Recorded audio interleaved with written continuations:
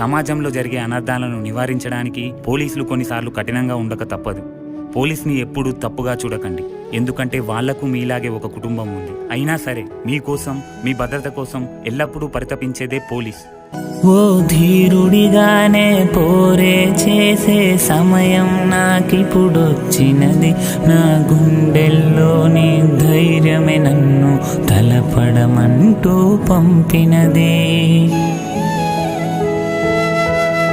ఓ వీరుడిగానే సమరం చేసే తరుణం నాకిప్పుడొచ్చినది.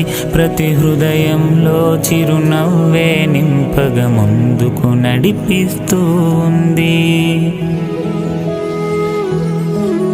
నా దేశం, నా ప్రజలంతా నన్ను నమ్మి ఉన్నారంతా, చెయ్యి విడిచి